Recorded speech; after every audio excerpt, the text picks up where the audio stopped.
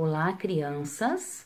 Estamos aqui reunidos para mais um encontro, né? Falaremos hoje sobre o 14º, 15º encontro. Nas aulas anteriores falamos sobre dois grandes profetas, Isaías e Jeremias, né? Então vamos dar sequência nessa aula de hoje, pedindo a bênção de Deus, a bênção de Nossa Senhora e o Espírito Santo.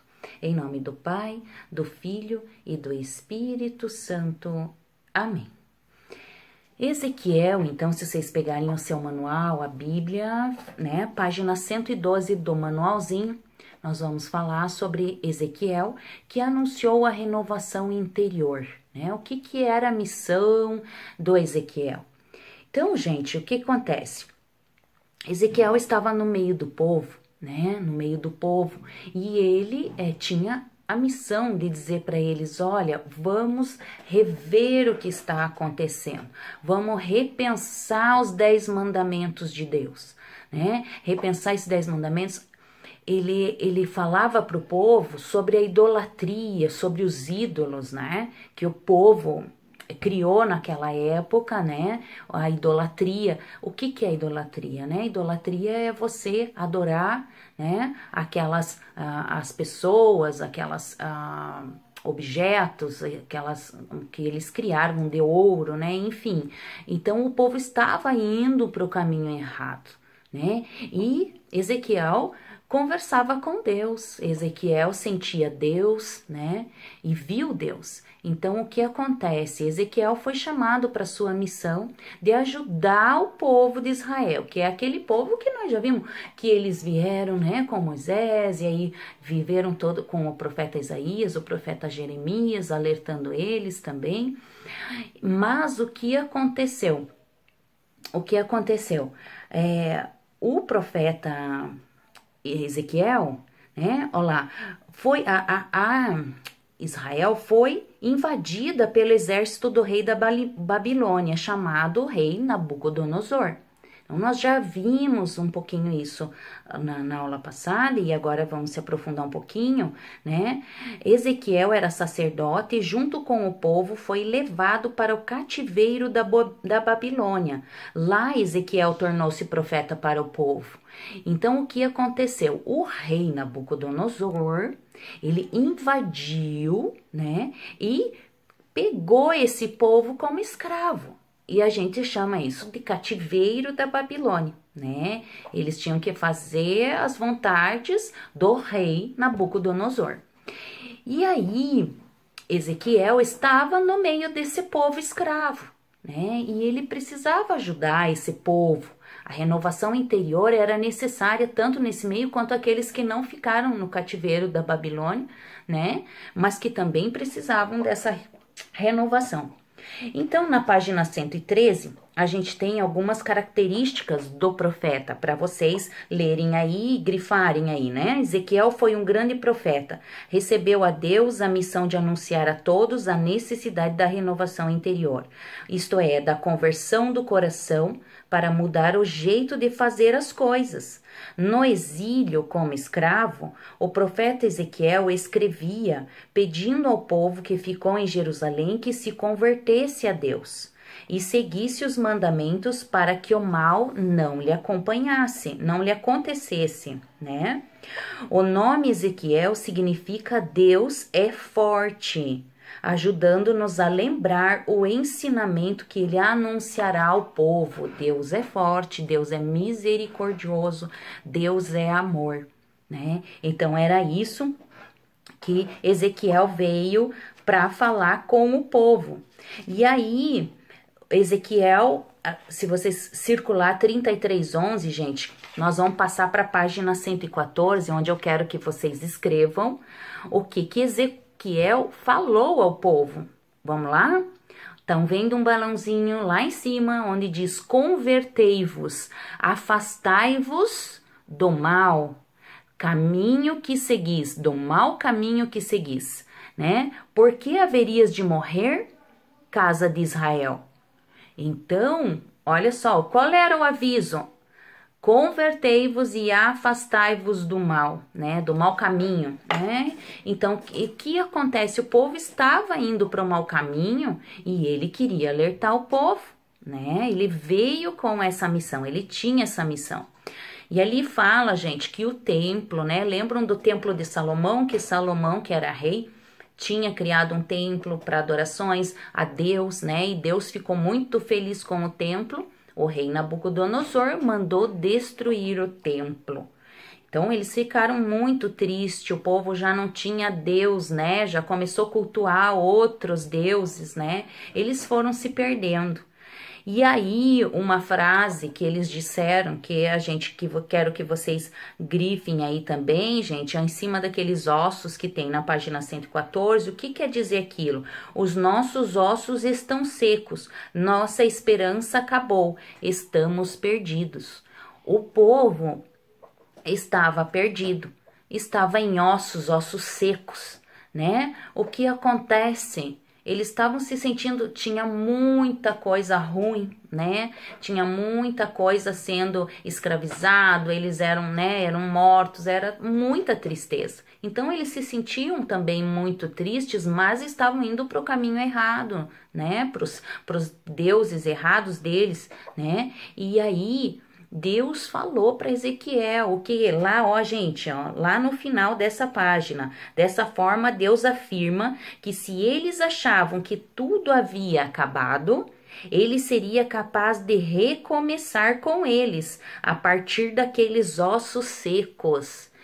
Então, Deus misericordioso, a partir de ossos secos, da onde não tem vida, né, faria reviver aquele povo, renovar aquele povo. Eles só precisavam rezar e acreditar em Deus. Então essa é a nossa, na verdade, a mensagem de Ezequiel, né, que era para acreditar em Deus, para se converter, né, e para fazer a renovação de dentro. Não adianta só falar, né, e não fazer o bem ou não estar bem com Deus. Então era essa a nossa missão. Deus é forte porque dos ossos faz renovar o seu povo. E aí, no 15º encontro, nós vamos falar um pouquinho sobre Daniel. Quem foi Daniel? Peguem aí na página 117, crianças. Daniel anunciou a esperança e a vitória. Olha que coisa boa. A gente tá anunciando, né, que vem coisas boas, anunciando o Messias, anunciando a esperança e a vitória. Então, o que acontece? Se vocês olharem aí, tem um desenho de um anjo, dos leões e de Daniel. Eu quero que vocês pintem para gravar essa mensagem, né? Daniel foi um grande profeta, né? Um grande profeta que acreditava em Deus. Ele orava muito a Deus. Então, vamos lá. Gente, o que significa Daniel? Deus julga, né? Deus chama a gente para fazer o bem e a gente é julgado por isso. Deus pede que sejamos profeta também, que tenhamos uma missão e seguimos aquela missão baseado nos mandamentos de Deus, no bem, no amor, na ajuda ao próximo, né? Então, o que acontece? Daniel, né, ó, o livro de Daniel narra como ele e seus companheiros saíram livres das perseguições, animando o povo para manter sua fé em Deus. Muito legal. Então a história, gente, é praticamente de Daniel, tem duas partes. O que acontece? Daniel, ele tinha mais 3 amigos, que aqui embaixo tem o nome deles, Daniel, Ananias, Misael e Azarias, que foram escolhidos. Então o rei Nabucodonosor mandou vir daquele povo que estava no cativeiro, né, seguindo a nossa história. Então aquele povo que estava no cativeiro, né, o rei mandou buscar pessoas lá para ajudar ele, para servir, que saberiam ler, que, né, ficariam do lado do rei, auxiliando, né, ajudando, e chamou ele Daniel, Ananias, Misael e Azarias. Quando eles chegaram lá no reino do Nabucodonosor, que eram os babilônicos, né, eles passaram a ter outros nomes, que foi Baltazar, Sidraque, Misaque e Abdenago, né? Então, o que acontece? Eles receberam outros nomes e ficaram junto ao rei, viviam bem, né?